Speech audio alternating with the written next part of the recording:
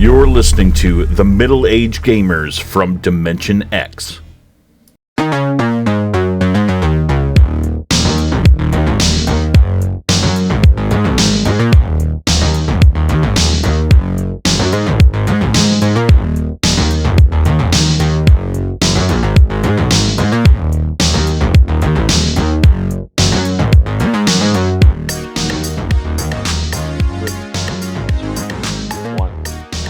Welcome to 2024, everybody. Welcome to Magdx. My guy over here is Tristan Ibarra.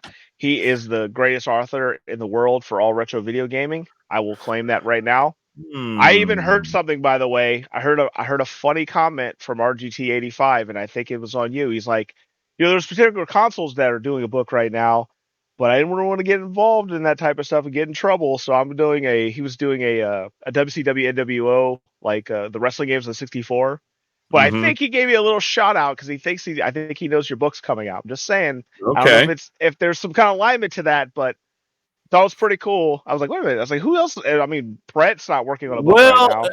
Contry's got a 64 book coming out. Well, that could be too. Yeah, that's probably what he's talking about. But I was kind of giggling. Oh, maybe he was because it's all 64 games that he's talking about. So. I try to give you a shout out. Damn it. Sorry. Oh, well. Hey, yeah, it's fine. No, I'd be flattered if he knew I existed. I mean, I told him the other night if he sold 1 million copies, I put a picture of Shane McMahon on there, and he's like, I now own WCW. And he started cracking up. And he's like, I would 100% do that. Yes. How was your 2023? The whole thing?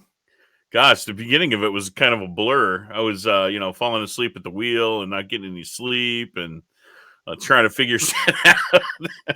and then the middle of it, I kind of like fell into Hyrule for a while and I had to claw myself back out. And then the last of it is the book. Every waking moment. My book, working on it. So kind of summarize 2023 in those 3 ways. Sounds kind of like mine where, my wife breaks 2 cars. The house fell apart. We had to get a new water heater. I found out that the reason why I can't keep a grip of my left hand is because I have someone basically karate chop me too hard or something in the military, and I got a bad kink in my neck. And then my foot lost its tendons because I guess I injured my foot and didn't know about it, and I got my tendons tore. And you know how the military goes; they kind of just give you some headache mess and call you a day. And yeah, so here's some Motrin. Yeah, so I didn't get healed. No offense to it. I understand you guys got to patch up holes in the wall. I get it. I did the same thing when I was a kid too, so I totally understand that. But and then the last of it, I had this weird thing where everything goes shitty. Everything's great in the summer and springtime, but right when winter just shows up, my fun goes straight down the fucking tube.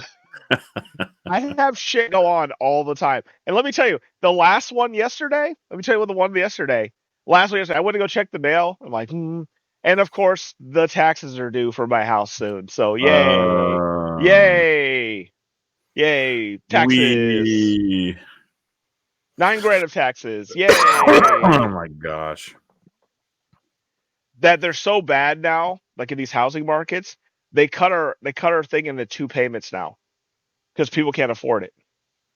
Yeah, it's insane. And just recently, all of Papillion went through a reevaluation. So like all these houses got like higher valuations and higher taxes now. Like because they want the money. Oh, of course. Yeah. It's all about money. They won't fix a road. And by the way, Nebraska, you won't fix a goddamn road around here. Or proper freaking blind spots, like every freaking light that you can't see around a car. That's why there's so many damn accidents at the intersections here.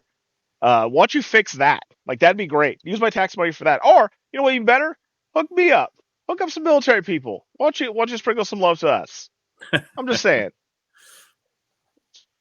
But it's just like I said, I'm ready for 2024. I'm hoping this one will be great. I hope this year goes better than what 22 to 23 was for me, and I'm Yeah. glad that Freddy Cougar did not take the wheel from you. I know he Oh was my probably gosh, driving the dude. wheel. Yeah, I fell asleep at the wheel 3 times last year, and luckily didn't hurt myself or anyone else. Scary, Crazy, man. It is scary, scary. scary, scary. So just like you just basically just did the video like out cold. Yeah. Except I wasn't spinning around in a circle. Thank goodness. If you guys haven't seen Out Cold, you should watch it. I'm telling you 100% you will love it. So today's topics we're going to talk about is, basically best modern versus best retro, Alien Resurrection, and how a YouTube video can influence price increases. I know a lot of people are not going to like that comment, but you'll find out Topical. why. Topical. And another 2023 topic, flippers and reseller era. Since no one's collectors anymore, we're just all going to be flippers and resellers. So we'll be talking about that. Bar's Night of the Movies, and he's going to have a retrospective for me. Last season, he had one named Time Spinners, but we had a lot of COVID and craziness, all kinds of sickness going around, so we didn't get a chance to do it. So that's going to be our first year 2024 game for him. And also he's going to be doing Terminator for, his thing. But 2024 Game Watch, Bar's really excited about that. Mm-hmm. There's some upcoming games pretty awesome. And our 2023 corrections and our new 2024 resolutions for this year. So I'll let you start off first as usual. How's your book going? Where can they look at your books and kind of like the status of your book going on right now? I've been very much slacking as far as like keeping people updated at the status of the book, but that's just because I've been like balls to the wall, nose to the grindstone, trying to get it done. Dude, I'm so close to finishing this book. I can taste it. We're going through the corrections, like section by section, volume by volume. And you shout out to Jeff Geske, who was a guest on our podcast, episode 20. He's my main editor. And man, he's the perfect person to do it because he's very detail oriented. So he's trying to catch everything that I'm not catching, which is a lot. But I'm literally putting tens of thousands of games in this book, so it's inevitable. I'm not going to catch everything. I'd like to think that I caught most of the stuff that could have gone awry, but yeah, right now we're in those final stages, and I hope to be done. Honestly, dude, we could be done within a week with this book. Hopefully, So. I'm happy for you. And like I said, like me and him, we literally have like 1 week, 1 day out of the week, so he could bust this thing loose. At the same time, we haven't been doing a lot of episodes of the podcast is because we've been trying to give him time so he can get this thing to the end. He's been working his what do you call it? Your Michael McDonald butt off, Dude, my distinguished Michael McDonald ass off. That's right. But yeah, dude, like every day, my routine is I get up at like 3 or 4 in the morning, start working on my book until my brain's just exhausted. I'll take a nap, get back up, work on the book, and then go to bed at night. Like it's just day in, day out. That's my, because I'm motivated to do it, and I gotta like strike while the iron's hot. So correct, man. And some people out there, just let you know, and I'm gonna say this honestly, you should see the other side of it. See how this man is sacrificing his time.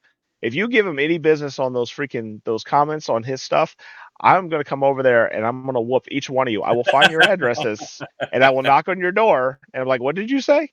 Boom. And I'm just saying. I will inevitably get some criticism about the book, but I put a disclaimer in there, a little small disclaimer saying that. Yeah, go ahead, man. Sorry, I hate this because every time I read a comment, I feel like they're doing this. Like, oh, your page 27 was incorrect, and it was because of this. And when I read comments, that's how I feel like they sound. So I'm sorry. No, I feel the same way, and like I try not to take it personally, but it's hard not to when I pour thousands of hours of work into this passion project. And I get it, you're buying a product, but at the same time, if you have a problem with it and you think you can do a better job, by all fucking means, go ahead, make a better one. 100%. And you guys don't even know, like, no one's done this before. You know that, right? Like no one's done this before. That many consoles and all those things, like that's like his first book, I couldn't believe it. I was like, God, this is nuts. Yeah, the console book took it was 10 years on and off working on that book, but really it took me about 5 years to complete that one, and it's been 4 years for this one working on it. It's my reference book if I see anything weird out there. Like you opened my eyes to so many things now. I feel like I was like, oh, there's only Nintendo and Sega and PlayStation, and I'm like, what the hell is all these things? So it's pretty awesome. So we'll start off with your pickups, since you got a lot more than I do, and plus you're the classy gentleman here, so classy goes first before sassy. So, what did you get? Okay, not only do I have pickups, but I have a story that I'm going to have to get a little in depth with too. That's fine. So I think I'll do my pickups first, then I'll save the story until after you're done with your pickups. Perfect. So here's my second camera. You can see right away, I got a frog coin, guys. I got a frog coin. So anyone who's played Super Mario RPG, this is a frog coin. Obviously a giant representation of it. But I played the game with my niece whenever it came out, Emma. And shout out to Emma. And I made an offhand comment just saying that, man, I wish I had a real frog coin, like 3D printed or something like that. And she took that to heart and worked with my father-in-law to actually make me a frog coin. So it's so awesome. I love it. I thought of something for you too, by the way. You know, when you display that, you should get all the membership cards from the orchestra person to put next to them. That'd be sick, dude. Yes, that's a great idea. And then let's see, Jeff Wittenhagen. He's stationed in Hawaii right now, but he got me this tiki mug. My mom used to drink out of one of those. No joke. Yeah, hell yeah. That's awesome. Natalie got me this tissue dispenser, which is a bomb that you see is awesome. Yeah, you just pull a tissue out of there, and then his fuse is still there. Wait, where's the Reeboks at? The Reeboks, yeah. I'll have to write Reebok on there. And then I got a big stack of games here. This is the story that I was talking about, and I'll save that till last. Pretty awesome story too. I can't remember if I showed this in a previous podcast, but I got a orange Analog Pocket. Yeah, you didn't get to show because you said that you had it, but you forgot to open it. That's right. Yeah, so now I'm showing it. Okay. So I got quite a few games in the mail, stuff that I've been waiting from. You know what? I'm even missing one here. Oh, well. But I got the Taito Laserdisc collection from PlayAsia. That's the one that I forgot. It's laying in my game room somewhere. But I also got Crystal Crisis, which I think I actually showed off in the last one. So Scarlet Symphony I got from Limited Run. It looks like Castlevania. 100%. Telnet Shooting Collection, which is a shooter collection, obviously. I got I already showed this one off too. Yeah, see, it's been so long since we did this podcast, I'm forgetting what we actually showed. So I'll just put that away. I'll put that away too because I already showed that, but I didn't show the Castlevania Advance collection. So happy you picked the Dracula X cover. So happy for you. Yeah, it's all Advance games, but yeah, I know it's silly. It's silly. What are they doing? And then Wittenhagen also got me Soul Feast for the Mega Drive. Great game. Mega CD. Yeah. Great game. Yeah. I think that's it for all my physical pickups. Like I said, I've got that story, but I'm gonna save that until after your pickups. So okay, we'll hide my extra camera and pull yours up here. So the big reveal here is Albara's fault. I got a new PS5. Our Ben's Game Zone. Ben got one of these in, and he didn't want to go into a scalper. That's basically what his mindset was. He was afraid if he sold for regular price that scalpers would just come in there and try to screw collectors over. So he wanted to give it to a collector. When I saw it, I'm a big Venom fan. I'm not Team Spider-Man, but I'm a big Venom fan, and to have something that has like a kind of Venom taking over the plates, thought that'd be pretty cool. So me, Abara, and Ben worked out a three-way deal.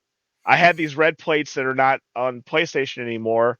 And a funny story about Abara is he actually bought some from Ben, and they were white plates, not red plates, Yeah, which is I bought hilarious. so like the red plates come in a box, and it's they show red plates on the outside. So I bought it from Ben, took them home, expecting to swap out my white plates for red plates, but inside the box were someone's white plates. Ugh. So we worked out a deal. It was basically my old PS5 plus $75, and then he got the red plates. So, Mm-hmm. and then Yeah, it's a a bar win-win-win. for Christmas took the $75 and gave it back to me. So basically, I just had a 1-for-1 swap of this, and I like it. But I do want to give some people a caveat that I was talking about one of my GI 1981 videos on Facebook. uh, you can actually hook two PlayStations up through a LAN cable, and you can pass your data over. If you save it on your SSD, like my dumb self, all the games will transfer over, but all the save data won't transfer over. If you have an account, you can backlog them onto the Sony account for cloud and then download them. But of course, I don't have an account because I don't play multiplayer. So when I got my stuff, all my stuff was gone. It's just the games that are on the drive. But there is a way to hook up both PlayStations to do it. If you do it over the internet, I've heard horror stories about people's like the Wi-Fi going down and bricking their stuff. Yeah. Excuse me. So just make sure you know that. And speaking of bricking things, uh, I got in. So this is the Polymega Ultra 64, the very first 64 thing on the market, basically. I know that Analog's doing one.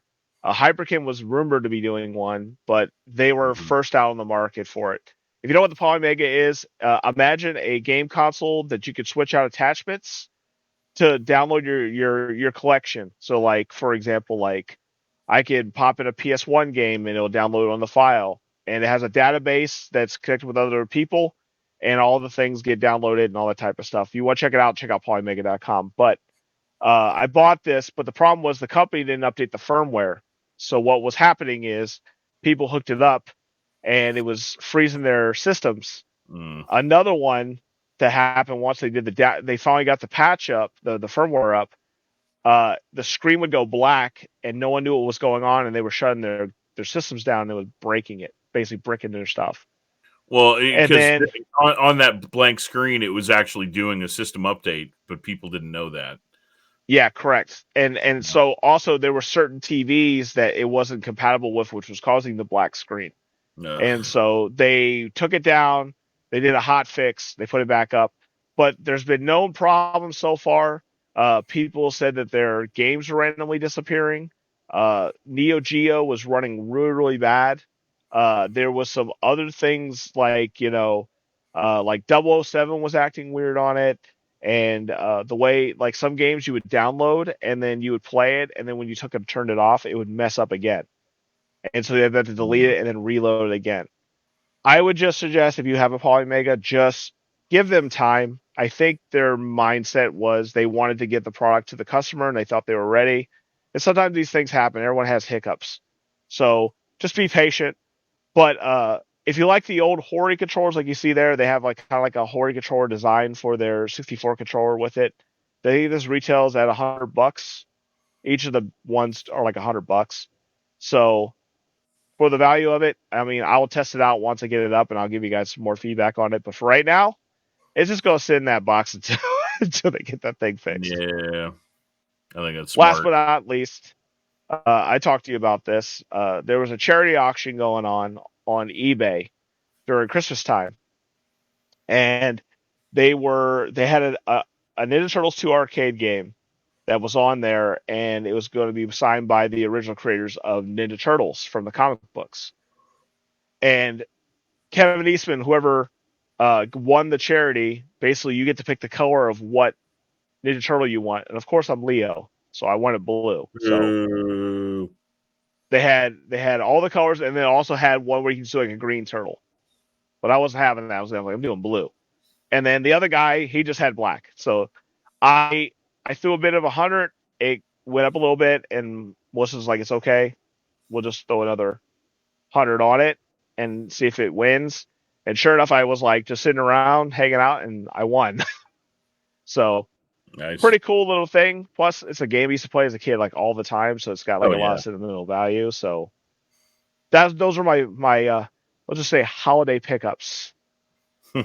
But like I said, thank you for the PS5. I'm happy that you got your red plates finally, and it's pretty cool to have. Heck yeah. I love that I have red plates on my PS5 finally. He's a classy gentleman now. Yeah. All right. So I said that I had a story, and it is a pickup. Technically, it is a pickup. It's a crazy pickup. Crazy pickup. So I write for Old School Gamer magazine. I've got a column in there, or an article in every issue. Well, two really. One's topical about collecting, and the other one is, and you hate this this term, heavy hitters. It highlights the heavy hitters on every single console to track the prices. So, and we track whether or not it goes up or goes down. So I'll put like a green or a red arrow next to it just so you can see. And then in addition to tracking all of those heavy hitters, like on one page, I highlight one of those games and then explain to the audience or whoever's reading why it's rare and why it's sought after and hard to get. In this one, I did the next Tetris, which is for the Nuon console. The Nuon console is a hybrid DVD player / game console that came out in the very early 2000s, and it had 8 games, so it wasn't very successful. But it has some expensive titles like this one. And this one is expensive because the Nuon platform was actually a Samsung technology. Samsung had a couple of different players that had the Nuon technology built in. Side note, if you go to a Goodwill, always look at the DVD players that they have in there. And if you see a Toshiba or a Samsung player with a Nuon badge like on the front, that's a Nuon player, and it's actually worth some money. I actually found one accidentally for him. I actually found one accidentally. I took a picture of something. I was like, "Oh, I'm looking at DVD players," and he was like, "What is that?" I was like, I took a picture of it. I didn't even know it was a console until you grabbed it. I thought it was hilarious. Like, I didn't even know it was a console. $10. It's like a $200 console. But anyway, so yeah.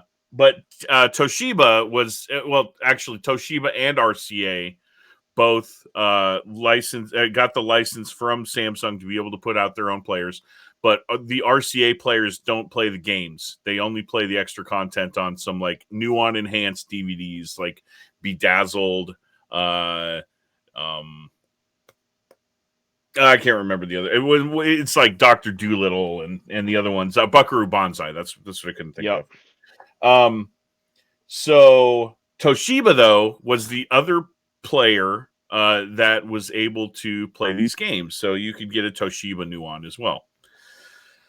Now, the Samsung players had a game called Ballistic that was a pack-in title.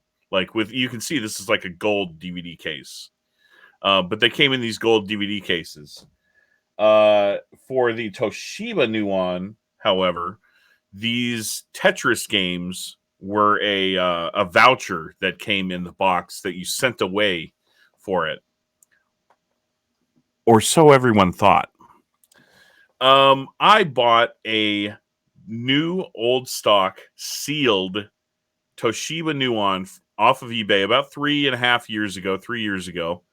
And then whenever I went online and did some research, and I bought it because I was like, oh yeah, freaking, Tetris is going to be inside. Of course, no brainer. I'll buy this thing and profit.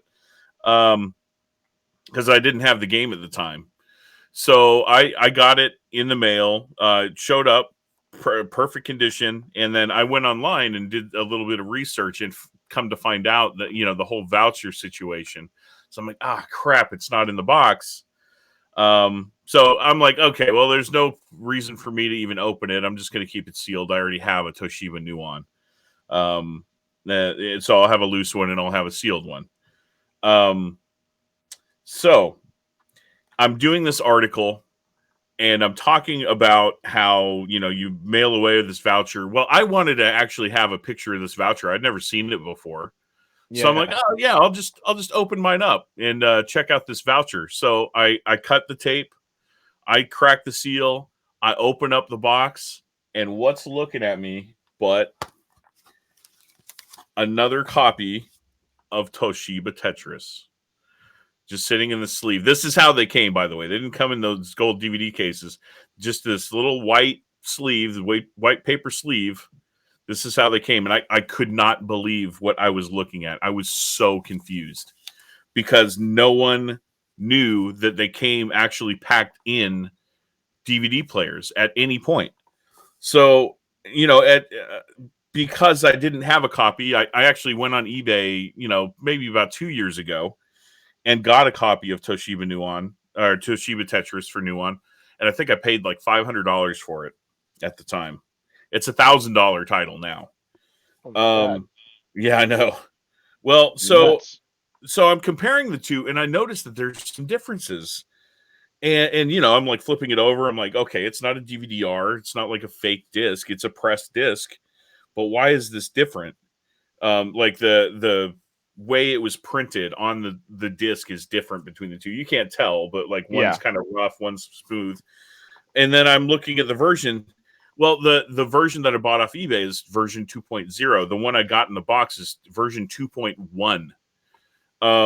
And so, with that information, I went on, there's this website called nuondome.com. That's like the repository for all information that's known about the Nuon and all the games and controllers and whatever. There's not one mention of a difference in Tetris versions. So this is an unknown disc. So I went on Discord. I found this Nuon Discord where they like talk about the Nuon console, like to this day. I mean, like actively talk about it. And I posted my find, explained the entire situation, and just to see if anyone had heard of this, which no one had. So they had me rip the ISO off the disc, upload it to archive.org. Someone took that file, and then they did a bit-to-bit like comparison between the discs just to see if there was anything different, which there is. So there are differences, and we don't know what they are or why they are on the 2.1 disc. But long story short, my discovery changed the understanding of how you get this game. We all thought that it was only a mail-away game. That's not the case. I can confirm that because I opened the box. That's crazy. I told you when I talked about it, like it's like that Marilyn Manson thing. Someone could just put up a rumor about something they don't know and be like, well, it's technically a million. Yeah.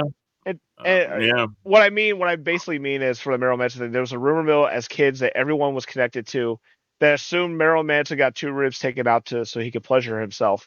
I'll just say it like that. But it's just like they were talking about another one, like for example, like the Resident Evil 1.5. There was, so it's really funny. There's actually 100% one because when they went to scrap the game, they hired this guy that was like a director that was outside of like a TV director, and he played the entire game and gave them all this feedback about how horrible it was and stuff. If people believed it was just like 80%, but technically it was a 100% completed game that someone got an 80% build of it, but like Capcom more likely has 100% build of that old game. So it's just like, you know what I mean? It's like, it's weird things out there. Like people assume things. It could have been like, you know what I mean? Like I've had those things before, like where you get like a certain DVD player, like, oh, you can get a remote for it for this, that has a little coupon and stuff. Yeah. So it could have been an in-store thing too. Well, what I think happened is I probably have And they had me take a picture of the serial number and manufacturing date too. So it says on the disc, it says, bear with me a second. One of them says 2001. The 2.1 says 2001. The 2.0 says 2000. So there is a year difference between the two. So what I think happened is the Toshiba Nuons that you had to send away for the voucher were the early ones, obviously. And the one that I got was toward the end of manufacturing. And maybe they just got either one, sick of dealing with these vouchers and sending out the discs, or two, maybe those vouchers were expiring and they're like, well, we want people to get the disc anyway, so we'll just throw it in there. So it can also be money thing too. They can be like, we can get more profit if we just throw like a game in there or something like that, Or it could be, hey, we're hemorrhaging money right now. We're not selling these things, so let's get this stuff out of here so we can get this thing closed down. Yeah, there's no mention on the box that it's a pack-in. There's no mention. So correct. So it was probably more likely that they were going out of business and they were just like, well, we got all this extra stock, let's just get rid of it. But it's nuts. Like, for me, like a console and game historian, to make a discovery like that, like, what are the odds? I told you, I would love to see something like that if I could find something cool in history. But like I told you, that's like it's probably gonna be a big deal. I mean, like that could be big media type stuff too, because no one knows that existed, and that's technically a variant of Tetris, and there's tons of Tetris collectors out there too. So they'd probably be interested in that mindset too, because like, what is this? Well, down the road, someone else checks it. It's like, oh, I got 2023. I got another one that's not on the out there and stuff. So that's a cool historical find you have there, and I hope you frame it. I really do, because that's really cool. I got it. I've got the coffin cases, so I'll have this. This is a custom case that I made a long time ago, actually, just to like kind of match the other Nuon releases. But yeah, I'll put it in a coffin case. Rose Colored Gaming, shout out. Big shout outs. You saved my turtles as well. All right, so since 23 is officially over and we had such a hangover of video games, oh my god, this has probably been the hardest year for me to play video games. I'm still going through Zelda right now, so yeah, fun times. But we thought it would be we're basically stealing this from our little private room, our hush hush room. They did best modern and best retro.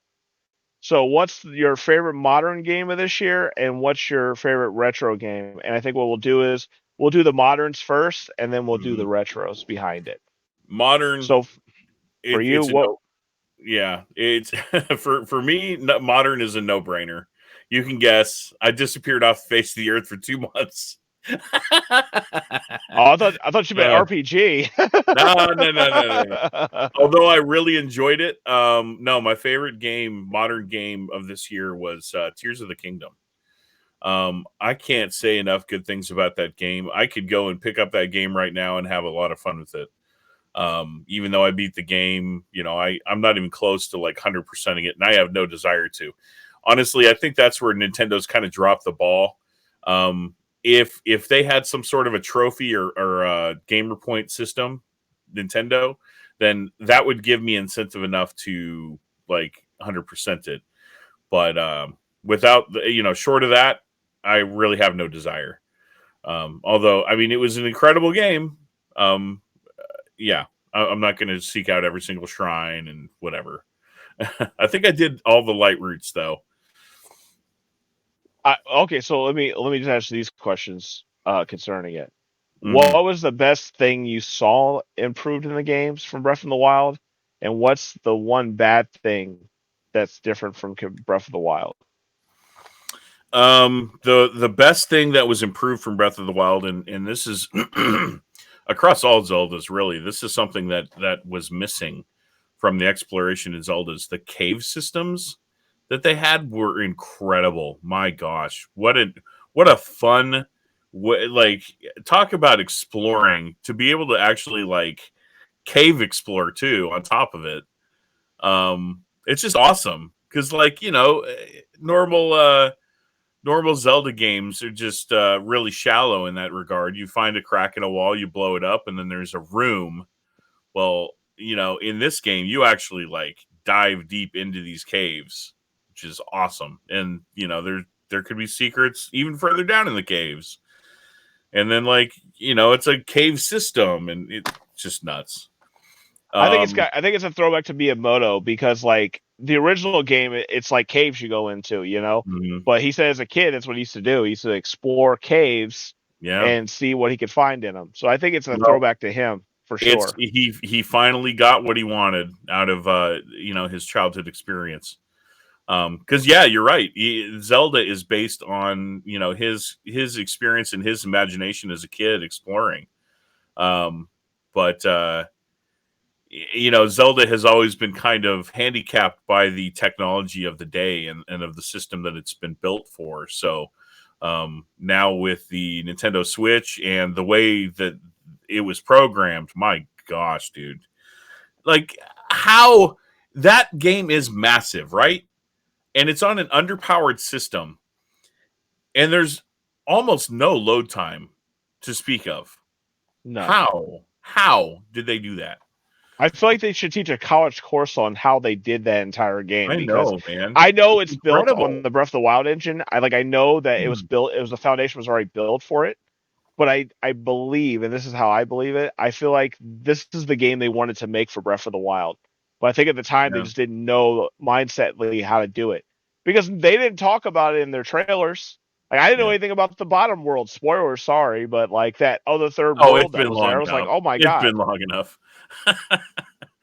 I was like, um, I cannot believe it because as soon as I fell down there, I'm like, what is going on? Like, yeah, there's dude. 3 levels to this, so Hmm. it's nuts. It's one of those games like I'm just slowly chipping away at it. Like if I have an hour or so, I'll play a Yeah. shrine or do whatever. But it's also like Minecraft too, with all the crazy building stuff. Like I Yeah, the saw someone make building. a Metal Gear Rex in that game, which I thought was I hilarious. know. Yeah, dude. Gosh, what a cool sandbox that they put together for people to just like you've got two sides of the spectrum. You've got people building Metal Gear Rex, and then you've got people building rocket penises. My So favorite one was someone made an actual bomber, like a World War II bomber, and yeah, they found like a spot where all the enemies were, and literally they just flew over, and he was just dropping bombs through a hole, which was hilarious. that's amazing. Such trolls Um, out there, I love them. yeah. If I have to choose one thing that I don't think that they got right about it is you had to kind of like suspend your what you know about Zelda already in order to kind of embrace the lore of this one, because they want you to believe that the I can't remember the name of the race of the people, that they existed this whole time, but you've never heard of it like throughout this entire Zelda. Yeah, And one thing that really bothered me, and I think I talked about this on the podcast at the time, is the fact that they botched the ending. I feel like they should have, instead of like, oh hey, magically, wait, do you know the ending? you told me one thing. I told you it's fine. Like Okay, yeah, I'll sorry, get there yeah, someday. I know, and it's been long enough that I don't really feel bad about spoiling it for other people. But basically, like Zelda sacrifices herself in the past, and they lead you to believe that she's never coming back. She makes the ultimate sacrifice, the ultimate sacrifice, because she knows that she's not what she's supposed to be, and it's eternal that she can't come back. And then all of a sudden, oh, magically, hey, she's back. We happy ending, guys. No, but what they should have done to make it Zelda believable and within the canon of Zelda, you've got a motherfucking Triforce that you've never mentioned once in Breath of the Wild or Tears of the Kingdom. Come on. It's right This is there. what I would have done. I would have linked this game to the first Legend of Zelda game, where basically he comes back as the pig Ganon with the Triforces, like he found the Triforces and Yeah. kidnaps her. And then that basically goes right into that, and you can start a whole new story. A whole new and then story of and then Zelda. it kicks you into 8-bit overworld Zelda. And you have Dude, to just play like through that. dude, how cool would that be? An Oh, 8-bit freaking Breath of the Wild? that'd be insane. Like a new Zelda? That'd be awesome. Yeah. But like I don't like or you just link it to Zelda 2 where he puts her to sleep. He curses her, puts her to sleep. Yeah. And then that starts off that one. So it's like, oh cool. Or But like, in so no, many ways. she comes back from being, what she got turned into, and she's like, "Oh, I'm so sleepy," and then she goes to sleep. I want a nap. Modern for me is hard. And I'll say this honestly. Because there's two games that I got kind of blown away by. And one of them, I'll say that I hated it in the past, and maybe the game just was terrible, and I got tired of people like, oh my god, it's the best game ever made. Da, da, da, da. And then the other one is like a movie franchise that I loved as a kid, but I also always wanted these movie uh, games to be good. So I am going to give a shout out to someone for that. The RoboCop Delta City. Oh my god, It so looks much amazing. fanfare in that game. It's Yeah. so good, and it makes me happy when someone appreciates the not just the licensing of it, but likes the actual story of it. Makes it so much better. And I wish companies, I'm talking to you guys who pay money to make these games, to give it to someone that's passionate about it, like .emu made freaking Windjammers and Streets of Rage 4 and all these great games because they love it and they're passionate about it. So many times they give games to somebody else that are just like, they're trying to act like they are passionate about it, not being actually passionate about like what they're doing. It's bad like movies now, like Star Wars. Well, it's just we're passionate about your fans, but they know nothing about Star Wars. So it's like then the Mandalorian comes out, and guess what? He's a huge fan of he did Iron Man, and he's a big fan of pop culture, so he Well, makes yeah, and great it's stuff. like Henry Cavill in The Witcher. Yeah, correct. It just you gotta have someone that's passionate. So I definitely want to give a shout out to them. They Treyarch, I think his name is. They also did the Terminator game that just came out, and it was awesome too. So big shout out to them. I think you guys should have won 2023. I guess I have to give it to Baldur's Gate all the time because everyone else in the world seems to be giving Baldur's Gate Yeah, its why not? flowers. But man, I hate saying this, and this makes me so mad. I hate this game on the GameCube, and I hate what it did to my franchise that I enjoyed. And Resident Evil 4 Remake is probably my 2023. I It's that hate, good, huh? dude. I will tell you this: the RE engine, by the way, is just amazing on what it does. I need to play, dude.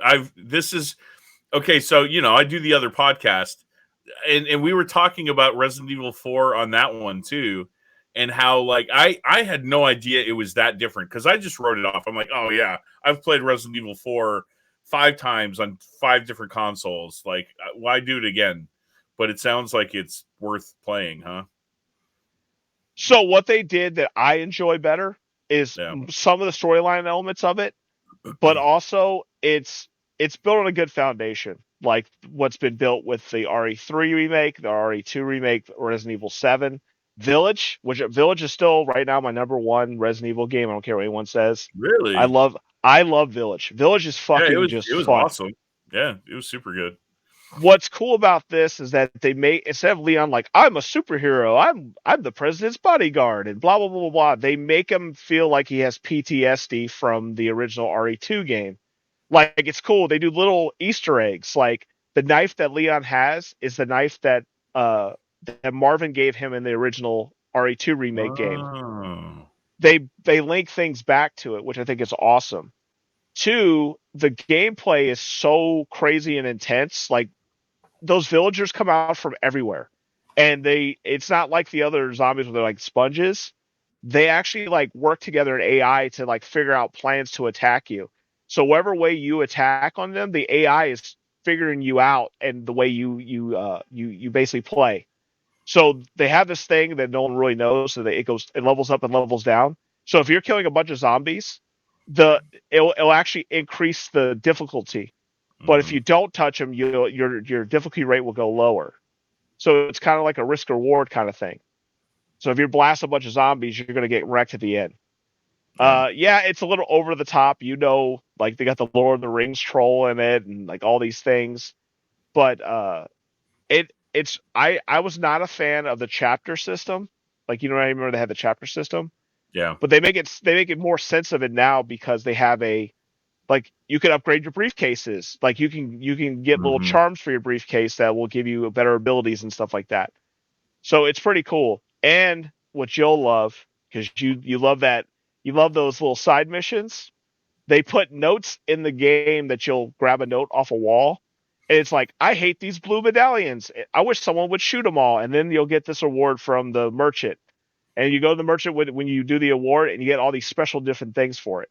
Cool. And then your other favorite thing, there's actually a crane machine in the game. Oh, sweet. So there's a shooting game that you can play with the merchant. And when you go upstairs, you can get coins, and the coins go to these little coin machines, and they randomly drop special like rare abilities and things like that for yourself. So those are in there too. I would say you should definitely check it out. You'll definitely love it, especially everyone's favorite scene where all the villagers come after you, attack you. You'll think it's nuts. I'll be honest, like I don't remember if I bought it or not. It could be sitting on my shelf, and I just don't remember. I do have a PS4 copy you can borrow because I just get both copies for both systems, and it upgrades to PS5. So if you need one, I can let you borrow it. No, it sounds like it's a game I need to buy anyway, so I need to buy it if I don't already. It's really cheap. I think it was like $30 on Amazon during the Christmas break. I'll have to look and see. Definitely get that. All right, retro, sir. What is your retro game of 2023? I had to sit here and think about it for a while because I haven't had a whole lot of time to go back and play anything, like, because there was so much just bam, bam, bam, bam, bam, like stuff coming out constantly this year. I hope it slows down. Oh my God. I know, dude. So I had to think about it, and the thing that I played the most of that was retro was 2D Castlevania. And I'm not talking about Metroidvanias. Like, I actually went back and I replayed Castlevania 1, Castlevania 3. I replayed not 4, but I replayed Rondo, and even Castlevania Chronicles I went back and played. That was awesome. Yeah, it's a lot of fun. Like I've actually played it on the like the original one on the Sharp excuse me, Sharp X68000, which was a really cool experience. Shout out to Rob Ivy. Big Ivy.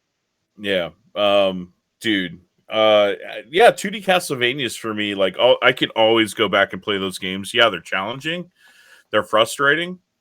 But the music, the fact that I'm playing like the original, like how Castlevania was designed to be played, is just really cool. It makes me it connects me to my childhood because I remember like playing the original Castlevania with my cousins. Simon's Quest, same thing. Like, I love it. That's not like a traditional Castlevania, 2D Castlevania, but a lot of people hate on that game. I love it. I think it's fine just as is. I have a theory on it though, because I did the same thing. So I went back and played Aerial Sorrow. I've never beaten it. And so I picked that up and I've been playing that randomly. Like, that's my nighttime game when I'm about to go to bed. Yeah. So I think with the new Netflix series coming back out, like the new episodes, I think a lot of people, because I've been noticing a lot of people have been playing a lot more Castlevania now because of that. And I think it has some one-on-ones like that. I sure as hell know that the Castlevania games, have skyrocketed. My gosh. 100%. Like, all of them are over $100. Almost all of them. I don't like me, like I'll say my favorite Castlevania, like the one I love to play all the time, I love it, is Bloodlines. Bloodlines is like, man, I love that they finally made like two characters you could play with, so it was kind of cool, like a replayability, but that's the one I like always go back to. Well, who would you play as? Look, whatever crap his name, It's Eric. John and Eric. Yeah, you would play as Eric Eric. Eric is a C. No way. I'm Yeah, all it's Eric, John Eric all with the the C. time. That's right. It's Eric with the C. It's the only thing I like about him, and I'll say this, is like he does the The vault. javelin jump up. Yeah, it Yeah. makes me laugh every time he does it. Yeah. And then also I like when you get a certain amount, you get like that cool like flame whip, that blue crystal thing, which is pretty cool. Mhm. And I love the music. I wish Konami would just release that stupid soundtrack so I can have it on vinyl. I know, dude. But yeah, I'd always play with Jonathan Morris too. That soundtrack is amazing with all that FM synth. So if you played all the old school 2D ones, what is your favorite 2D one? Castlevania 3. And I played it on Famicom. I have to specify that because the music is that much better. Yeah, like people, Yeah, it's it used to be like unknown that the Famicom version had 2 extra sound channels. If you guys out there have never heard that soundtrack, there are good comparison videos on YouTube. I implore you, look it up, check out the difference. It is stark. It's crazy, and it sounds amazing. I didn't know it till you told me, and then when you went to Japan, I was like, please find me a copy of that game. Please. Well, what's crazy Please. is like the copy that I have came from my next door neighbor. Shout out to a lot of shout outs this time. Shout out to That's Wade right. Kleintoe. His brother-in-law. So he had a sister named Starla. Starla was married to a guy, I think still married to a guy named Brian. Brian somehow, in the era of Nintendo Power, where all of my information came from Nintendo Power, I had no idea what the Famicom was or whatever. Like I was completely in the dark. But at some point, he brought us a copy of Castlevania 3 on the Famicom with an adapter, and this was before Castlevania 3 was out in the United States. So we got to play it first, and that's the copy that I have to this day, is the one that he brought, because Wade gave me that copy. That's awesome. That's so cool, little history thing. I didn't know about it either. Like, I had a friend have a Honeybee, one of those Honeybee adapters, and I was like, what is that? Yeah. And he's like, oh, you can play Japanese games. And on the East Coast, you could order mail, because we had a lot of kind of like computer stores, stuff like that. They would order stuff in, and then they would sell the Honeybees with them. So you get like a twofer out of the deal. You get the Honeybee and that, and then you can play whatever you want. And so they did the same thing with Super Nintendos too. Because I played Mario 3, I guess, early before, because the Play Choice had them first, but I played it earlier before that from at a friend's house that had a Honeybee. So that was pretty cool.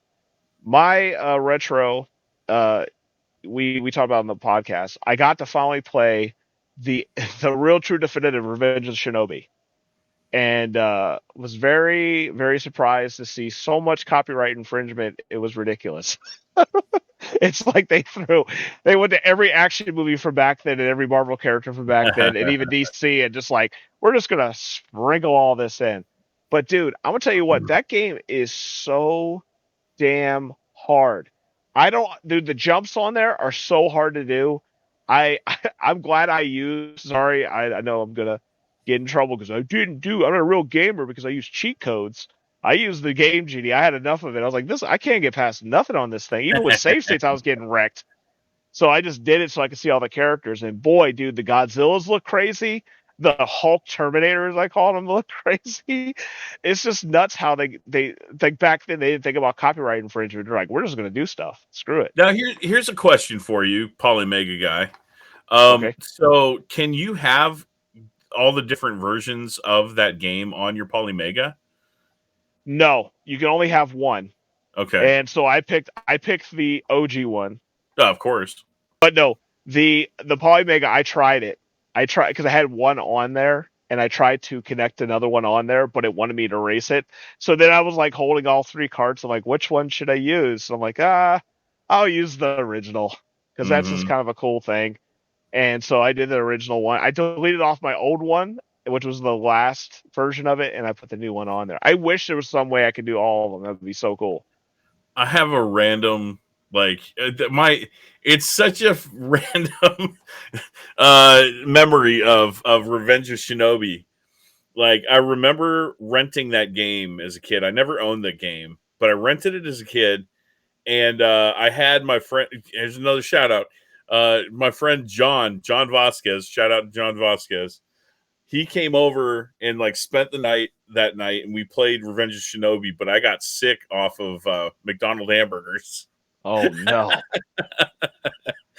It spiked Yep. your burger. Oh no! Yeah.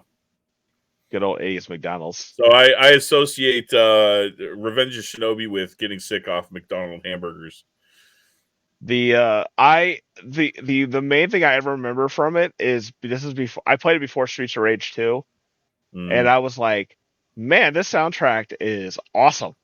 And then later down the road, when I find out that the same guy did Streets of Rage 2 and all that stuff, I was like, holy shit, like that's crazy. I'm a Shinobi 3 guy, to be honest with you. Yeah. I love Shinobi 3 because I got to take it away from my mom. You want to listen about that funny thing on the podcast, then you should check back on when my mom basically got mad at me for breaking her window and took away all my birthday presents. Yeah. So, yeah, I like 3. 1's okay. I wish they would have did 1 for the Genesis, not the Master System. Master System 1's kind of, no offense, trash. I always wanted, and why don't they ever do this in every game? I love the ninja throwing scene where you're throwing ninja stars at people. Like that's hilarious. Like you should put that in every game as a bonus level.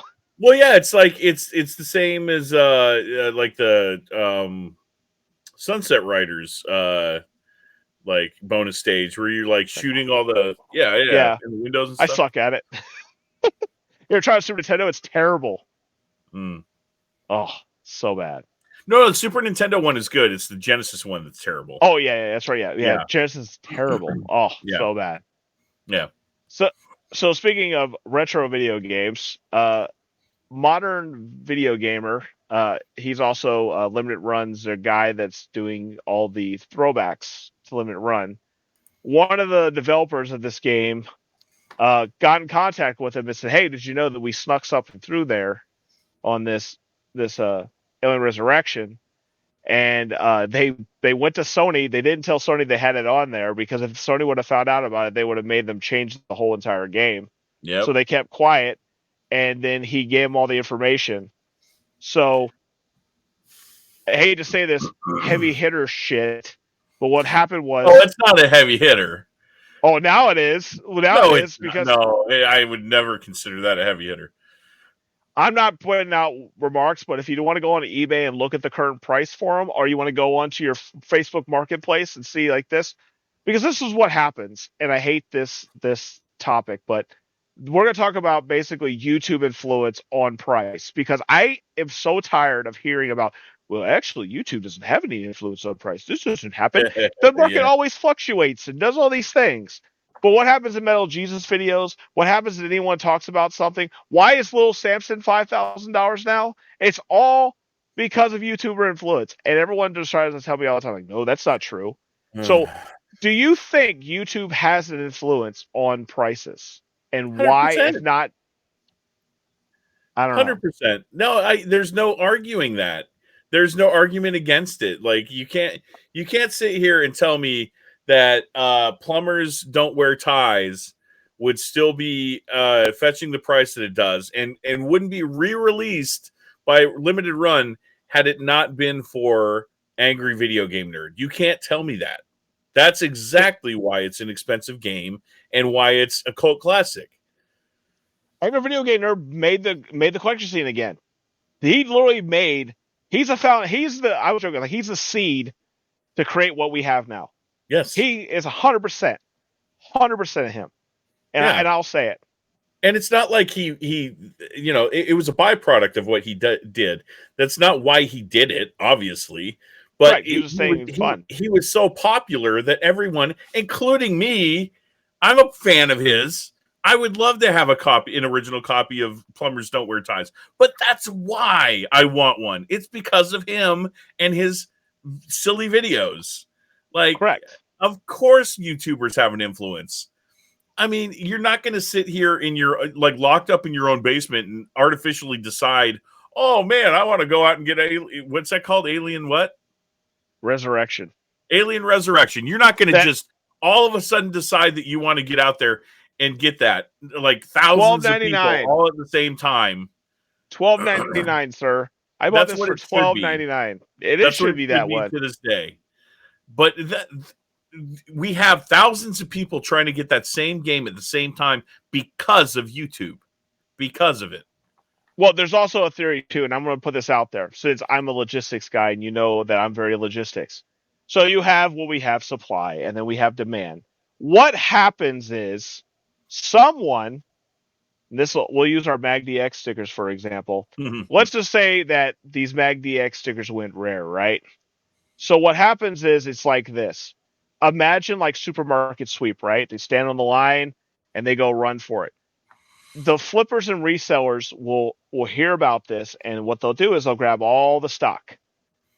They'll know all of us will want it based on that video, and what will happen is like I'm gonna do $300. This one I'm gonna do $500. This one I'm gonna do $600, and they're just gonna keep making a fake artificial price for it, and then people that don't know what the price actually is assumes that's the price because of that. Let me be very specific, and the same thing across the board. There are clone discs. There are Game Sharks that are $10 that do the same thing that this does.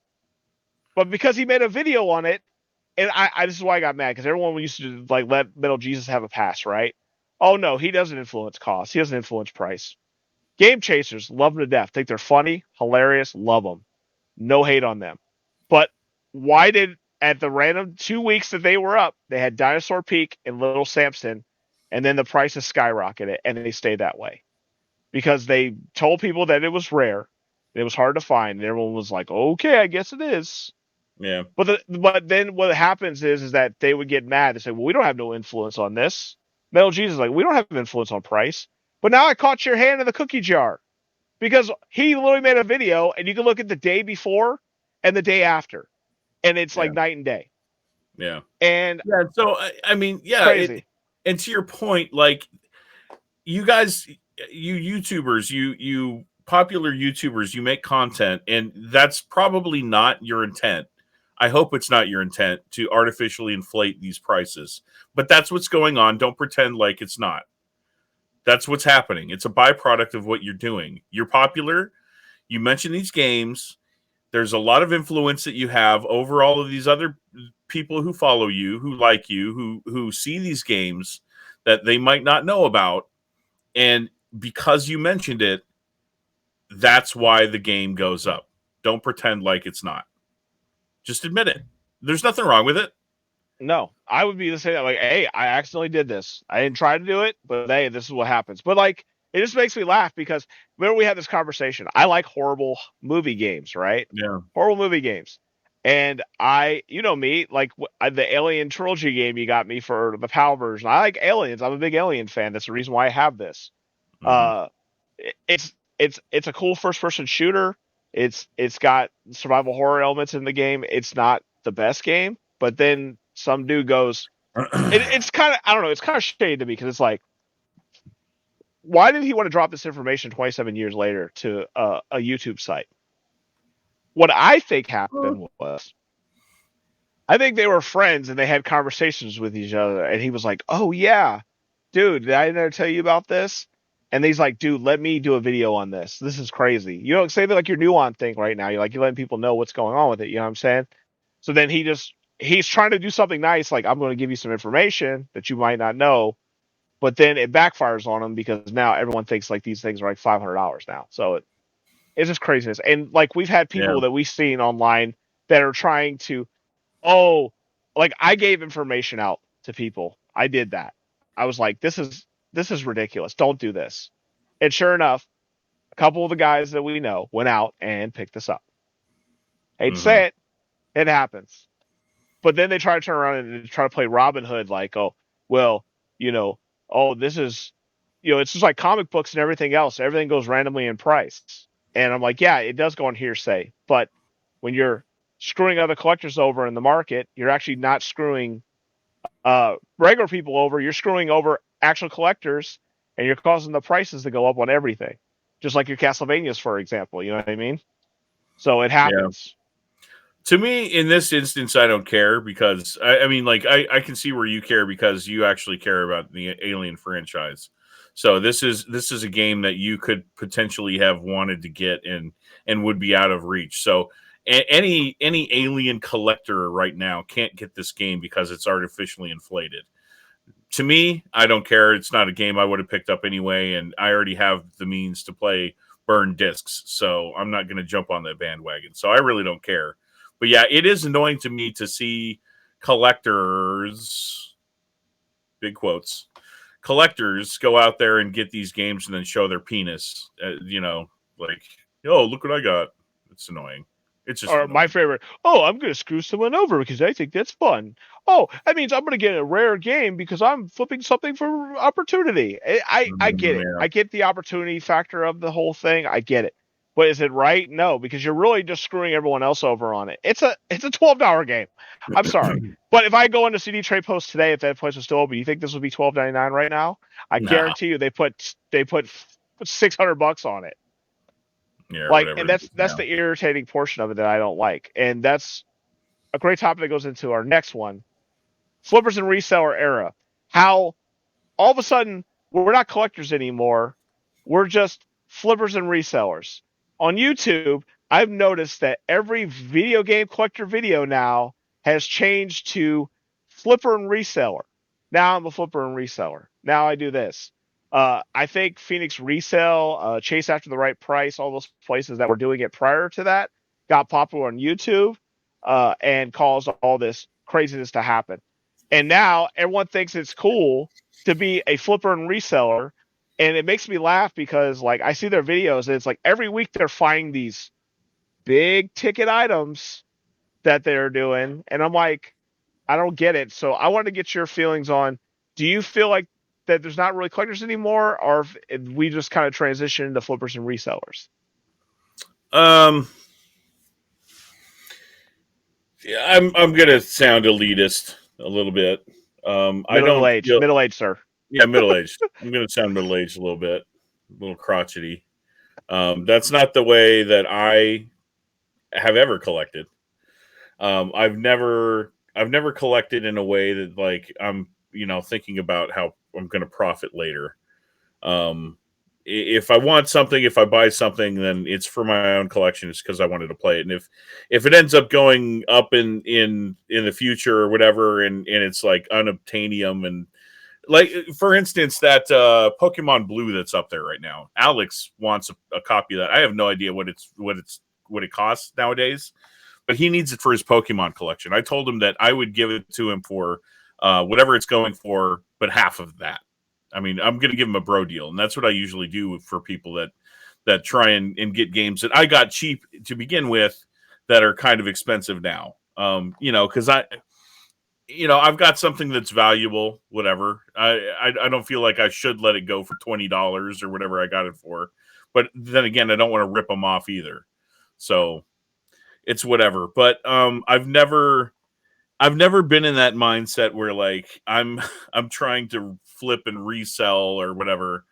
And so I guess I can't really relate to some of our friends, even at Ben's Game Zone that go to thrift stores like day in, day out, Craigslist, Facebook Marketplace, like trolling all the time just to get deals so that they can flip and like make a profit or whatever. I don't know. I don't get it. They're their own enemies. And I'll say this honestly, they're their own enemies. Also, the general public gets involved because they don't have the credible knowledge of what the value is actually for the games. They assume eBay is the all in all. They don't realize that there's other people out there hooking up bids so that the prices increase. There's also people that buy up all kinds of stock on something and basically make it seem like it's the rarest game and they Yeah. increase the price. I've seen that happen. But what I get really annoyed with is this. This is what annoys me Oh, big right time. here. Every place I go now, and I'm not talking about just a thrift store or whatever, or even into a video game store, they do it too. All they do is scan for stuff. And now are you screwing over like a mom and pop shop, but you're screwing over stores on the profit that they need to basically survive. They have to pay employees and all those type of things like that. And if you want to sit there and waste my time when I'm trying to look around at something, there's something I never do with Ben or any place. I don't argue over their price. If the price is what they set, that's the price they set. If they want to give me a discount, that's on them. But if they don't want to give me a discount, I'm not going to sit here and beg for it. If they set the price and that's what the market value is to them, hey, I'm not going to sit here and argue. But what I get mad about, I get really pissed off about, is this Robin Hood kind of thing. Well, I take these games from the rich and then I give them to the poor. You would think like that'd be for collectors, right? You know, I have these like for example, I gave you a sealed freaking Bloodlines game. It's not like I got any profit from it. It's like I'm not being Robin Hood because I gave you a rare game. But then there's a scenario where it's like, who do you give a deal to? Because you don't know if they're going to flip it. So if you get a deal to somebody like that, you're like, I don't know who. Are you screwing me over? Or if I give you it'd be like you, for example, you got me the Spider-Man 3, and then literally when I get it, I fucking flip it for double the price and don't give anything to you. Yeah. And now like with anyone you deal with, you have to think about that. You have close friends you deal with, and you don't even know if they're gonna try to do some flipping action. And that's that to me. That's happened to me in the past, where you try and do a favor for somebody, and then they turn around and then just like sell it. I won't name names, but in this case, like I gave somebody a really rare item, and then they just turned around, instead of enjoying it like I thought they would, they just sold it. After I gave it to them, that feels really dirty. But you know what? An elephant never forgets. So I just won't ever do that again. And that's the problem with it, is that like we as collectors, we try to help each other out. But it feels like more like lately, it's more like pirates.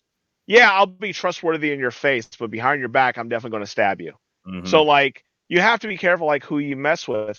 And the other thing that drives me crazy a lot of times is we were ranting back and forth on something that we were talking about, but I made a quote: collectors don't screw other collectors for profit.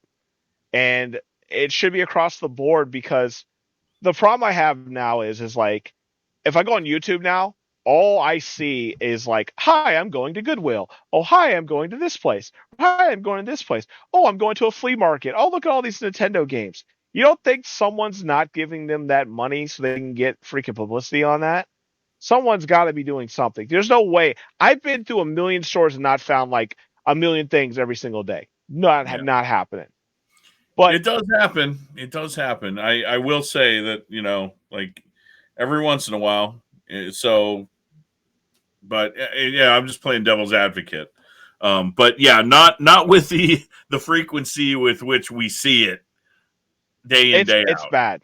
It's bad. Yeah. Like I love, like say for example, I love Pixel Game Squad. I'm not saying their stuff is fake, but I guarantee you their show is giving them an influence to get in on deals before someone else gets deals. That's 100% happening. And then like, no offense, I know like some people like are friends with Whatnot and all those things like that, but that's also another issue too. Is like, I'm buying all these rare video games from a collector so I can go on Whatnot, and then because they got a YouTube influence, they get triple the freaking profit because someone just wants to buy a game from one of their heroes. You know what I'm saying? Like it's across the board. It's just like crazy. And to me now, it's like, do I really want to be a collector anymore? Because like, it's not fun. No one wants to like. It used to be like I put it like this. First we were trading cards, right? Like I'll give you this card for this card. Cool. And now it's like, I'll trade you for this card. Oh, thanks. Now I'm going to put it in the bank so I can get a bunch of money. I'm going to get it graded and sealed and all this other stuff so I can make a bunch of money off of it. Yeah. Mm-hmm. It's just sleazy across the board. And that's why I don't like going to garage sales anymore, because all these people wait outside people's houses before they even starts to grab stuff. You can't buy anything online no more because there's so many bots and reflippers doing all those things. Like Switch 2 is coming out soon. I can't wait for that fun to happen. Oh yeah, can't wait.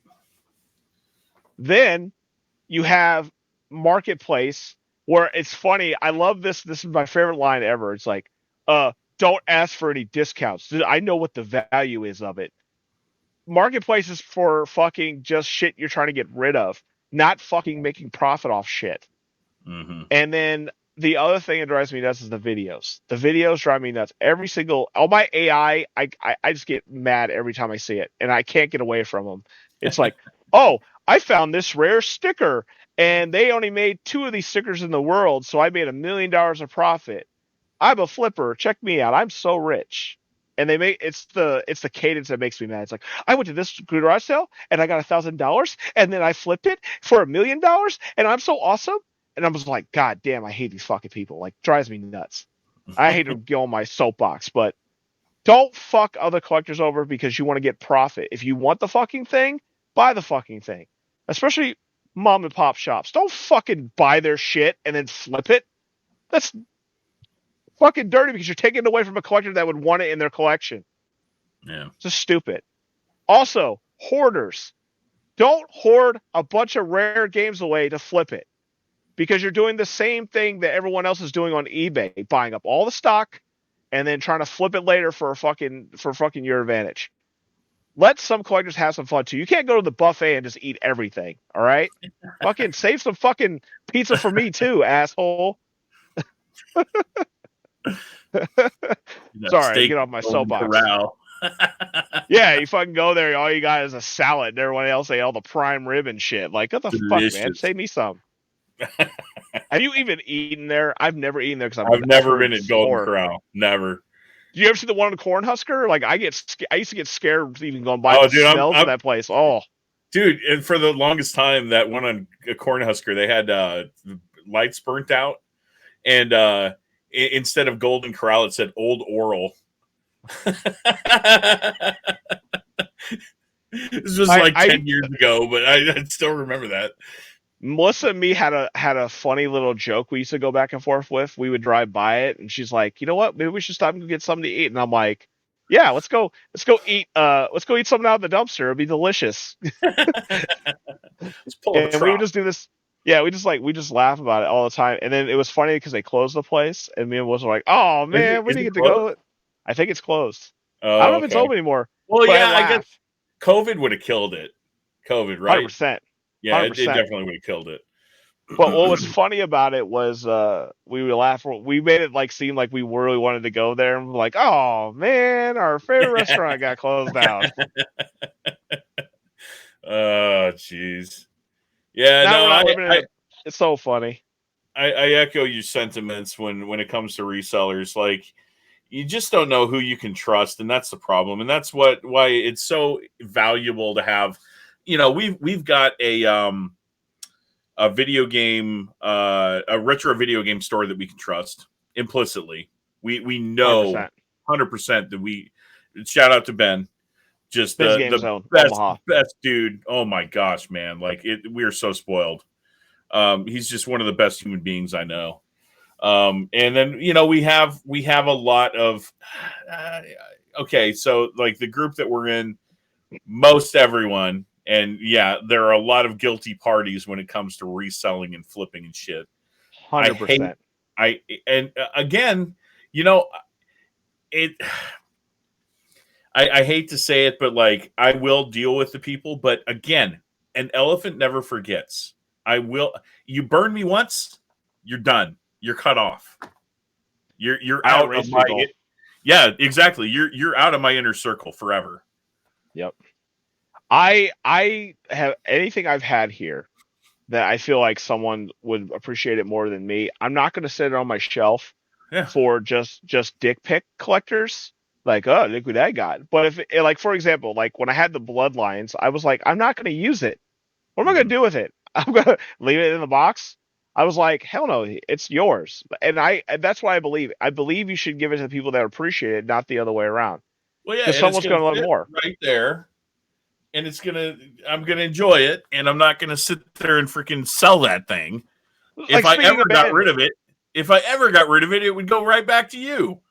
Speaking of Ben, like, a guy wanted a Earthbound. He's been looking for it, and I completed mine when I got the magazine done with it. I was putting it together by pieces. I'm not an Earthbound fan. I just thought one day someone would appreciate it. and I'll be able to pass along. And luckily that happened. I wanted this game for years. Years, been looking for it. And not the box. I just wanted the game. I love Final Fight, and I it's a great beat 'em up. I'm obsessed with beat 'em ups. And the guy that got my Earthbound that I had here, that really nice one, it went to another military guy that he's been looking for years. And like Ben told me, like basically he got emotional when he got it. Like That's cool. that makes me happy. But if I was like this and I was like, oh, I gave it to another guy and he sold it for like $4,000, and I'll be like, I feel dirty with that. Yeah, I got something out of it, but I'm like, I feel dirty that someone tried, like, basically just ripped me off for profit. Yeah. But screw all that negativity. 2004 Game Watch. It's coming. It's coming soon. We hear rumor mills. We know a couple of confirmed games. We thought that since we're on day 1 of 2024, that we would talk about what games are you currently excited for 2024. So I had a list pulled up here, and now I can't find it. So hopefully I can find it again real quick. Let's see. January, we've got Tekken 8 is coming out. I'm excited, but I'm also scared about how big the storage space for my stuff is. I have 6 MK1 and Tekken. It's going to like kill my storage. Yeah. It's going to kill my storage. Yeah, the biggest one, and it's actually on Leap Day. Final Fantasy VII Rebirth is coming out February 29th. I can't imagine how big that file is going to be either. Oh my God. Mm-hmm. 2 discs? It's 2 discs. Crazy. That's the biggest one for me that I'm looking forward to right now in 2024. I almost said 2014. I'm just kind of scrolling through the rest of them. Oh, wow. Clock Tower is coming out? Yep. Crazy. What is Chrono Odyssey? What? I think there's a new Chrono game that's supposed to be coming out. I don't know if it's part of the series or not, but I think there was some rumor mill about it. I can't confirm that. I don't know much on it. G.I. Joe. No, G.I. Joe's coming out? What? No, it's probably going to be crappy. What if it's like, what is it? The one that made Shantae. What if they did it? Yeah, maybe. They're working on Gulag, though. Contra Gulag's coming out soon. Oh, that's right. Yeah, Contra. Let's see. I'm scrolling through a big list and like nothing's really popping out at me. It's hard in January because they have such hangover from the winter. It's just like they throw out a couple of games and that's like a couple big games, and then it comes to the summer and that's when trouble brews. Yeah. But like I said, man, I'm looking forward to. Oh yeah, it's Suikoden 1 and 2 remaster. You're gonna love that. Oh my god! You'll be gone for another month. Yeah. Teenage Mutant Ninja Turtles Mutant Mayhem. I don't know what that is. Mutant Mayhem. Oh no, that's a movie. That's from the movie. No. It's for the movie. Yeah. For the movie. Yeah. For the movie. Yeah. Game based on it. Gotcha. Yeah, that's it for me. There's a big long list, but not a whole lot of it excites me, except for a couple things. So with Rebirth, how far do you think they're going to be in the game? Hard to say, man. I mean, Sid's there, so they'll probably like launch a rocket at the meteor or whatever. If the meteor's even going to be, oh no, they got to have the meteor.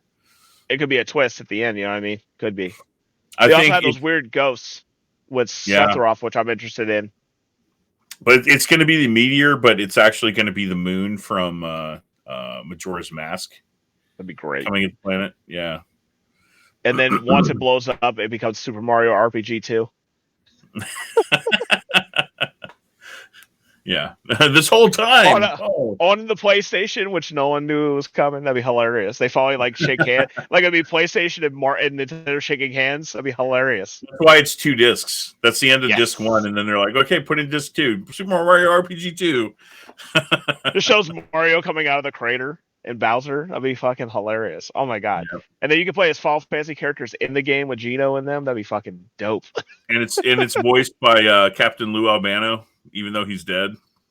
And then a box shows up, and then it's Solid Snake, and then Konami's involved in this. Yeah, no. Yeah, it's not Konami. It's Kojima. And kind of find out Sephiroth has a Metal Gear. You got me again. Gear Ray. Oh man. So funny. Yeah. Yeah, I'm excited for rumor mill stuff. You know, of course, Metroid Prime 4. Hopefully, knock on this non-wood desk. I'm excited about that. I am also excited because Capcom is probably right around the corner about announcing the next Resident Evil game. Mm-hmm. And I want either Code Veronica or Zero. If you remake Part 5, I will punch you in your stupid faces. You hear me, Capcom? You're gonna remake 6. No, I don't need Wesker holding a gigantic rock while fucking Chris punches it. I don't need that in my life. Plus, no offense to the game, I'm going to say it. I don't care what anyone says. That game is racist. That is a racist game, all right? That was not supposed to be made that way.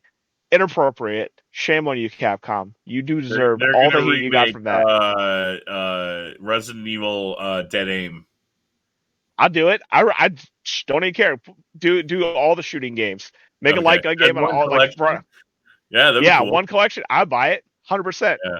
I do want Code Veronica. I think Code Veronica doesn't get the love that it deserves because no offense to it, but that poor boy in there with his emo voice just drives me insane. Yeah. Please fix him. Yikes. Please fix him. Everything else is great. Just his thing. I can't stand his lines. He drives me insane. Yeah. But I think Code Veronica would be an awesome one to remake because it's such a big game. Plus, it'd be like Chris Redfield again, which would be awesome. But I also feel Zero needs a remake. And I mean like not a buddy comedy remake like the original. I mean like a one person at a time thing. Or like the Resident Evil 4 remake if you try it out. It's a lot better with 2 players now. Like a lot better. But man, that game makes... I want to love Zero so bad, but it just like an opera singing leech guy. I'm like, I don't know about this. So I have a prediction. And it's why I put the background there that I did. Do you recognize it? Yeah, I sure do. Chrono. Yep. I predict that they're going to announce the Chrono Trigger remake this year. It would be tough. That game will be tough. Because there's so much different timelines you have to do in that game. Oh, my God. Dude. They're already working on it. Oh, my God. They're already working on it. It's hush-hush. Dragon Ball Z people are all hanging out together, having sushi. Like, we're doing this. We're doing this. Hell yeah. Let's get it. I will buy it day one. You would be sitting outside of GameStop, 100%. You and Courtney will be outside. He'll be taking his protein shake. Dude, the day that I find out that it's coming out, I'll go stay at GameStop and like pitch a tent. And I'm not talking about a Coleman tent. Talk about a man tent, people. Oh, gross. So retrospective. Yeah, but one funny more joke is now he's walking by. He's like, "Hey, is that my tent?" Yeah, 2023 corrections, and our final thing is our 2024 resolutions. Or if I say it right, find it on the ticker. Where is it? We're going to tick it. Oh, last year's corrections. There it is. That's right. Yep. So we thought this would be a joke for ourselves to tell us what we were doing naughty for 2023 and then how we're going to correct them in 2024. I think that's a better corrections for this end of the year since 2023's gone. I'll let you go first, and then I'll give mine up. I'm going to actually use the room in our house that I go into the least. That is the one that has the treadmill and weights in it. Yep. Me too. I'm gonna walk a lot. Same here. I need to lose some weight. This sitting here in front of my computer working on bookwork is not exactly conducive to a healthy lifestyle. So Yeah, that's So definitely a big one. what you're saying is we're gonna be Justin Timberlake. We have to bring our sexies back. Damn straight. Yep. I am too. I can't with my injuries. I can't hit weights right now because losing my grip would get a bar dropped on my neck, and I don't really want that. Ooh, ouch. So I'm going to. I think I'm going to get with Bailey, and Bailey's my dog, and I think I'm going to take her out for walks with me, and we'll be a little buddy couple together, like while we get our workouts on. She likes being outside a lot, and I feel bad because when we first got her, she's a very athletic dog, and I don't want her getting away from that. So I want to take her out and do walks. Plus, she needs to get more around other dogs because she gets grumpy at dogs for some reason. But I'm with you on that one. Anything else you're gonna work on, sir? Yeah, I'm also gonna work on. I'm sitting here looking at kind of a sty in my basement. I need to not be so cluttered, a little more organized. You and Melissa are like the same. Like, dude, if you see her sewing room, it like my OCD has a heart attack every time I see it. It's bad. Yeah. I have the worst ADHD ever because now I have like thanks to the military they added on like OCD, and so now like even when I see like a speck of dirt in the house, I think of military times and flash. Like you ever see that picture of like Vietnam where they put a person in front of it? That's how I feel every time I walk in my house. Oh my god, some drill sergeant is coming in here and inspect my house. Oh my god, that's funny. No, not the same, but yeah, I've got a mess to clean up right now, and it's kind of a leftover from Christmas. Plus, you're going to school, so you're going to be getting A+. Starting school in March. That's right. Then you're going to go to class online, and be like this with your mustache. No, it's all online, so I'll just be sitting here and going with this with my mustache. Like, oh, yeah. What a distracting background you have when you go to class. There's gonna be like a million questions. Is that Mario? Yeah. Do you really like NOS that much? Oh my god, NOS is so great. By the way, you left your NOS in 2023 in my fridge, so I know. You'll have a 2023 one. It sounds so delicious right now. I wish I had it in my hand. I was cracking up. Like you left, and I told Melissa, I was like, "Oh my god, he left a 2023 NOS here." That was a good year too. It was a good year for NOS. Yes, it was a great year. I'm gonna work on. I have to. The one thing I have to do is I get fired up too easily about stuff, and so I'm trying to work. I need to work on my positivity. I got to stop looking at. I have a problem with, and this is just me. I have like if I looked at this, like right, like I'm like, oh, like it's okay. Like I should be grateful to have it, but I like always like think of the worst things ever. Like I don't really deserve it. I'm just this. I just go to woe is me all the time, and I'm trying to be like more positive. So I told my wife, I was like, I'm gonna get a better therapist. I'm gonna get my mind right, and I want to get my body right. So same thing with you. I want to get off this extra poundage. I've been messing up since COVID. COVID like really messed up my. I used to work out all the time. Same. And it messed up my cycle, and I've been messed up ever since. And I went to the dark side. Candies. God dang it. You're so delicious.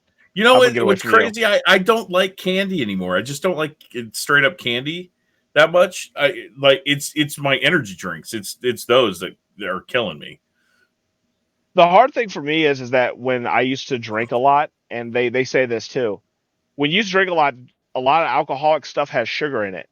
So when you take that sugar away from it, then it's like you're doing you try to find other ways to get that sugar rush again.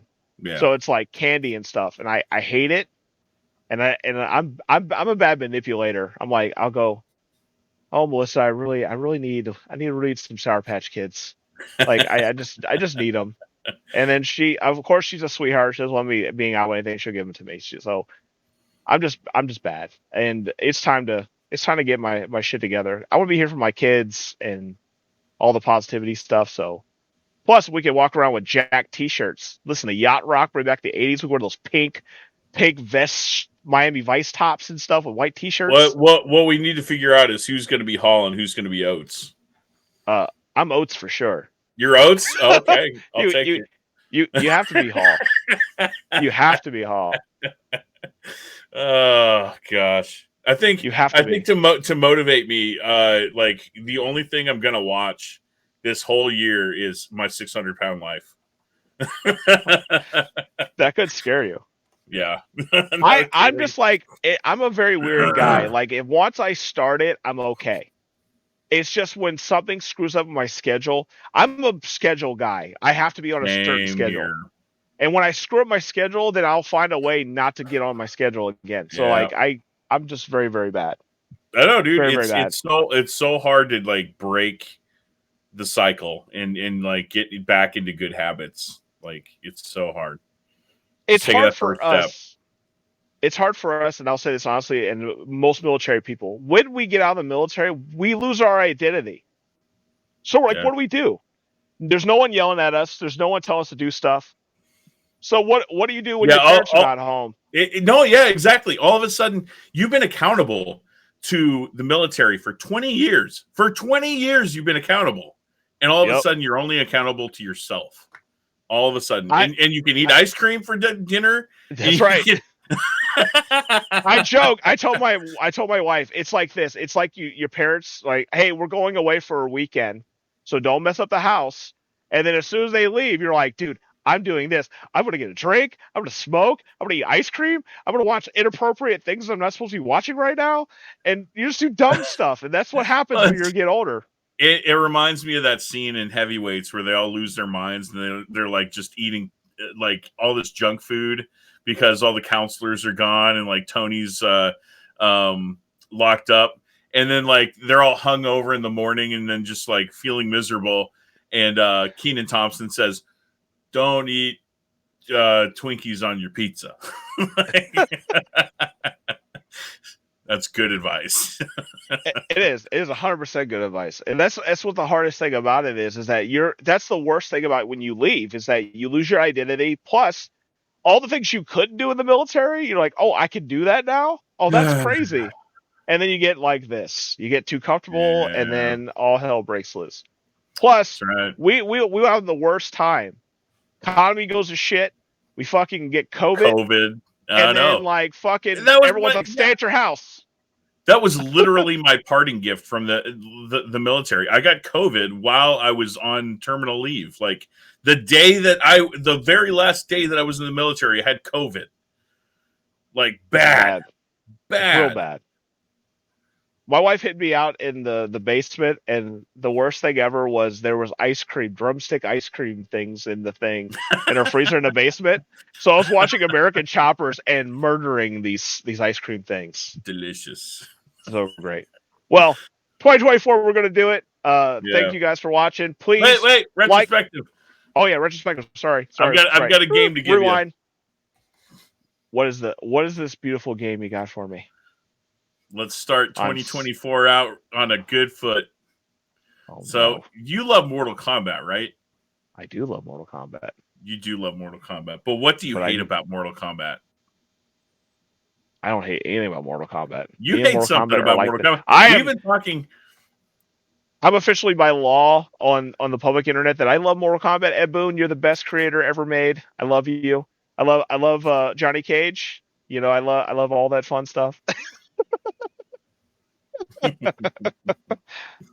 right. I'm scared. So I want you to beat Mortal Kombat 2 on the Super Nintendo. Oh, you fucker. You know I can't beat that one on number 2. God damn it, I hate that AI. Yeah. God damn show. See, I told you hate something about it. No, I don't hate the game. I hate whoever programmed the AI. I want to give him a dead leg. I just want to walk up to him and dead leg his leg. It's like, this is how it feels when I'm playing this game. That's funny. Oh my god. Yeah, I would definitely play Mortal Kombat 2. I'll play the Jax version because I have the Jax version. Yeah, I'm sure it's already on your Polymega, so I can't wait. Oh, I actually have every version of Mortal Kombat 2 up there. So I go Sega, I could go Saturn, I can go 32X if you want to. Yeah, well, I just remember Super Nintendo being the worst for AI, so I hate it. I hate it. I don't hate the enemy. I hate Kentaro, and I hate Shao Kahn. And I don't like when he just tells you suck. I hate that. You suck. You suck. It's all Mortal Kombat 3, but every time he hits and beats me, I'm like, Yeah, it is suck. Mortal Kombat 3. Yeah. You suck again. God dang, I hate that game. But I love you, brother. Thank you for making 2023 fun. This also is a creation of our cool channel. Please like, subscribe, and share with your friends.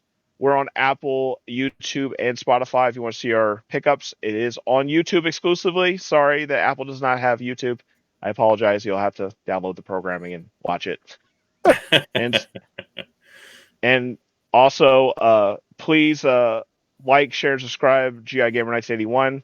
I am working on Spider-Man 2 right now. As soon as I get my internet back up down here, but yeah, I'm working on that and a few other videos. Do you got anything to plug, sir, for your items? Same old stuff, man. I'm just working on my book, and hopefully next podcast I can, triumphantly say I'm done.